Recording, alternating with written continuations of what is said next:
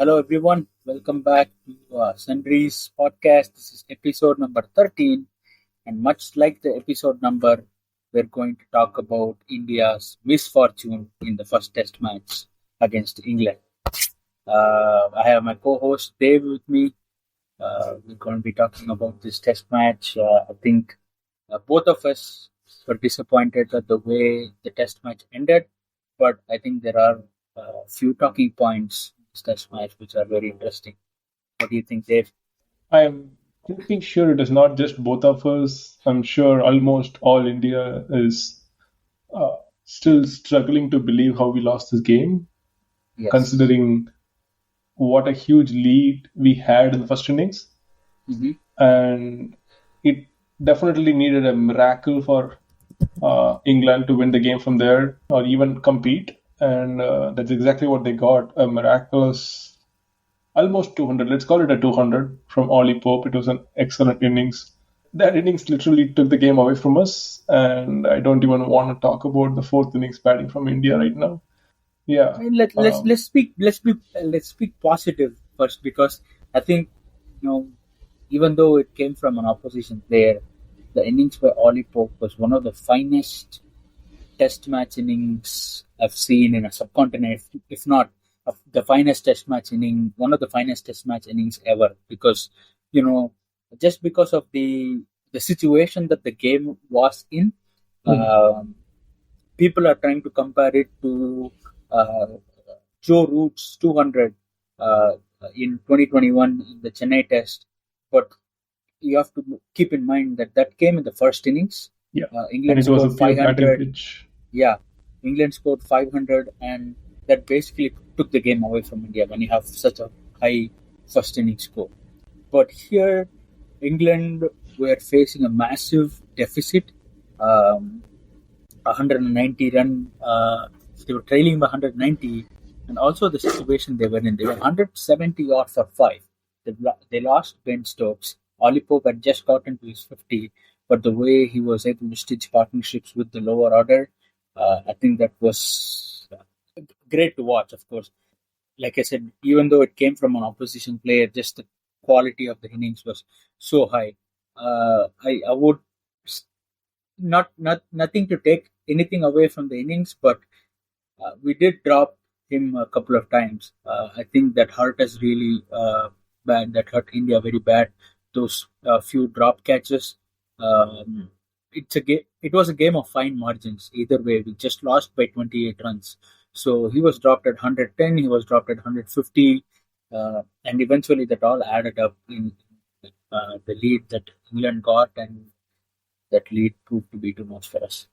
Yeah, I think we were all prepared for Joe Root, the batsman, and of course the Joe Root, the bowler came in, and he rattled India in both innings with the ball. Even though Tom Hartley, as a debutant, he bowled extremely well and picked up 7 for in the second innings. It was Joe Root who was always threatening whenever he came to bowl. I thought I would just point it out because every time when he comes into ball, I was like, okay, hope he doesn't pick up a wicket in this spell. That's how he made us feel. And yeah, I completely agree with you on the Ollie Pope innings. I still cannot get over the fact that an England batter who wasn't Cook or Root battered to score almost 200 in India against one of our best bowling combination. We had Bumrah, Ashwin, Jadeja. On top of that, we also had Akshar. And Siraj is also a premium red ball bowler. So we had one of the best attack for Team India in India. And against that attack to score 196 at the strike rate of 70, it is unbelievable. Yeah, unbelievable innings from him. On Joe Root's bowling, I think we were discussing offline, looking at the ICC test all-rounder rankings. We were really surprised to see Joe Root on there, and I think he's proved why now. Yeah. The first innings, I think none of the England spinners looked threatening, if I'm being very honest, because we were able to take them on with ease. Even Tom Hartley got 7 wickets in the first innings. The Second Jaiswal innings. just, yeah, second innings.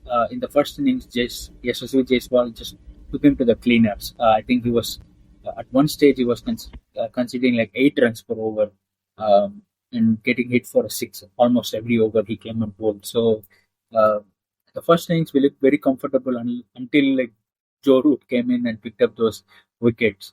Um, I think it's classic India behavior, Indian Test match cricket behavior, where we play all their main good bowlers really well and then give wickets to people who are just completely new. It's not happening for the first time, and it's not happening uh, just against England. It's happened against Australia, New Zealand, whoever touring team comes here.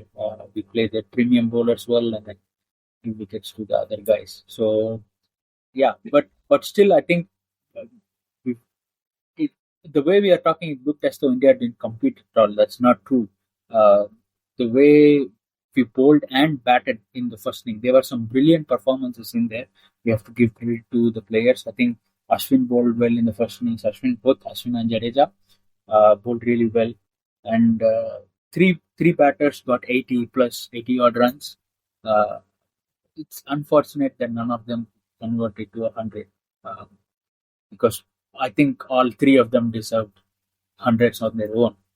Yeah, I mean, I was saying that all three of them deserve 100.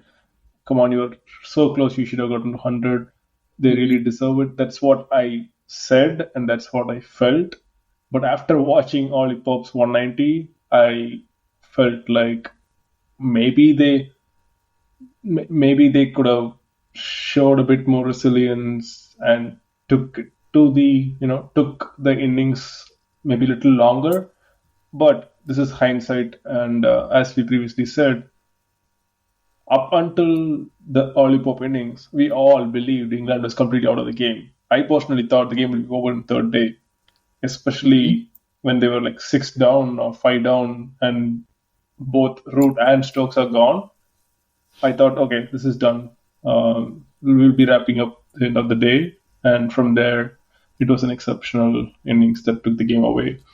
Yeah, I had to give it to Bumrah in this pitch when England only had Wood, who was struggling in both innings. Bumrah bowled exceptionally. Whenever he came on to bowl, he was on point, and those slower deliveries to pick up wickets, and the ball to it was ball to Stokes, right? That just seamed in and swung away. It Mm-hmm. was so In good the to first see. innings, right? Yeah, the first innings. Yeah. Yeah. And he's bowled Joe Root in the second innings as well. That in swinger. It's brilliant. Mhm. I think we have to give it to Bumrah. He showed why he's one of the most lethal pace bowlers in Test cricket. Not just lethal In all because of his, formats. yeah, Yeah. not just because of his pace or his ability to swing the ball, just the way he reads the game, just the way he brings his variations into pace. He has a good Yorker, he has a good slower ball, he can swing the ball almost both ways because he was reverse swinging really well uh, in the fourth inning, in the third innings, second innings of England. So, but just bringing those variations into play at the right situations to pick up wickets. Uh, that sets Bumrah apart from the rest of the people. I think Bumrah and Siraj, premium red ball bowlers, but we did not particularly do a lot of damage with the new ball that may be due to the pitch or just how the conditions played. Uh, in both the innings, the openers were able to get off to a quick start. I think they got a lot of boundaries and they were able to score almost close to 6 runs and over, both the openers. So I think, yeah, a lot of talk about baseball and how they play aggressively. Uh, this game that paid off for them, uh, and yeah, it'll be interesting to see how it pans out for the rest of the series. If they're going to change their approach or if they're going to stick with their approach. I personally think they're not. England's not going to change their approach. They're just going to play the way they've been playing, Yeah. uh, and we just need to find solutions to combat that. So even if they had crumbled in this game, crumbled down and got out, by an innings defeat within 3 days, I personally thought there is no way they're going to change the approach, because that's what they've been repeatedly saying. It's okay, we might lose here and there, but we're going to win more than how many ever we lose. So, and they won this game because of the baseball, right? Because of all the high strike rates. That's why they were able to score enough runs and then give us a lead. And that's what made the game more interesting and definitely challenging for India. We did play more orthodox cricket in the fourth innings, which is also because it was fourth innings and the ball was spinning. But the problem with the fourth innings is probably because not many people have had that much experience. I think it was also what Rahul Dravid mentioned later after the game. He was like, some people, I think he mentioned Gill and Jaiswal and stuff.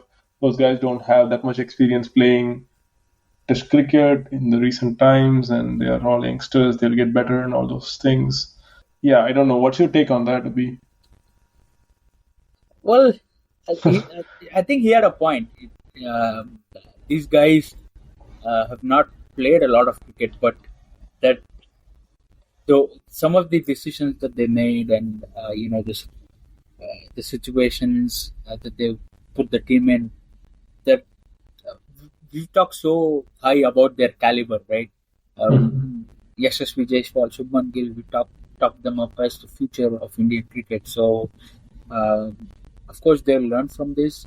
But in my opinion, like I said, again, it's hindsight. In my opinion, I think they should have showed a little more mettle. It's not that they're completely new to international cricket. I would definitely not take that excuse for Shubman Gill. That guy's been around for a while. He's played some phenomenal knocks, not just in India, in Australian conditions and English conditions as well. So I think he had played both the WTC final, right? So so he has been here for, this is his third cycle. So technically he's not new for Test cricket. Yeah, so probably he's new to the role. He's been opening all along. He's been put one down. But again, I don't think that should make a difference. He's still in the top order. But I think the batting in the fourth innings will raise a lot of questions, especially from the senior players, starting Rohit Sharma, KL Rahul, Shreyas Iyer, all those people. That will definitely raise questions. I think we were able to save some grace thanks to Ashwin and Ashwin and Bharat's innings. That's what kind of saved some grace there. But other than that, I think the batting in the fourth innings was a real point of concern. Of course, looking ahead, I know we'll have Virat Kohli back after the next test. So it will become stronger. But I think, I know this is a 5-match series, but coming back from a 2-0 down lead is going to be difficult. So I think we have to step up our game in the next game and try to put up a better performance. When I say try to put up a better performance, I don't mean we played badly, but better than this, to win that, to cross that margin. This is one famous quote that Virat Kohli used to say: 45 minutes to 1 hour of bad cricket. That's what happened. So we just need to put that out of our game the next test match, and I think we'll be good. Yeah, I think with this we can move on to next section where we could talk about. We shall have 4 more games in this series. Keeping the WTC final and the points in mind, I was expecting India to win all 5 to get enough points, but looks like we lost the first one, and the second game might be a little tricky considering Kohli is not available and Rahul and Jadeja are injured. So it's going to be a tricky game, the second game. Hopefully the new guys who are coming in, they're coming in with plenty of runs in domestic cricket, and I really hope it clicked for them to get India to a, if not Well, a dominating victory, at least a reasonable victory in the next game. Yeah. To get us to at least 1-all before Kohli joins the team. And considering Kohli's form in the recent year or two, I'm really hoping that he takes the team a step forward. Yeah. I think, whoever is going to replace Rahul, be it Rajat Patigar or Sarfaraz Khan, or, they've played a lot of domestic cricket, scored tons of runs there, and it is a great opportunity for them to, stamp their mark on international cricket. They've been waiting in the wings for a long time. They finally one of them will finally get their opportunity. So it will be a great opportunity if they can, get a big innings and show their potential. They might stake a claim to future other test team as well. That's my outlook for the next game. Before we wrap up, I think we also have to talk about something sensational that happened on the other side of the world, where West Indies beat Australia. Just a minute or so on that. That game, oh my God! I think when I saw West Indies Australia were 110 for 2, chasing 207, I thought that game was dead and buried. Mm-hmm. That spell by Shamar Joseph, sheer, like he was breathing fire. Exceptional though.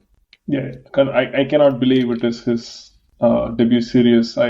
After his game, I went back to read about him, and turns out he was a net bowler like 1 year ago. He was a mall security who became a cricketer. Yeah. Yes, and from there he went on to play CPL and then debut, and then in the debut series he became unstoppable bowler. And some things happening at Gaba for Australia. But yeah, it was an exceptional win for West Indies, and I was looking at a lot of videos of Lara and other great players from West Indies who are so emotionally happy with the game, and this is definitely a good sign. Hoping a lot more from West Indies in Test cricket. Yeah, they've been through a lot. I think it was one of the wins that they'll remember for the ages. They've beaten Australia after like 27 years. So it's phenomenal for them. Good for the other WTC final chasing teams as well, because both India and Australia have dropped points, and the race for the top 2 is wide open now. So let's see what happens. Looking forward to seeing the next test, which begins tomorrow, which is the 1st of February. And we'll see you with an episode that day after tomorrow. Tomorrow. First. Okay. I thought second. Okay. Yeah. So, yeah. Let's see you all tomorrow. Sorry, not tomorrow. See you all in the next episode, the second test match coverage. Thank you, everyone. Thank you for joining us. See you in the next one.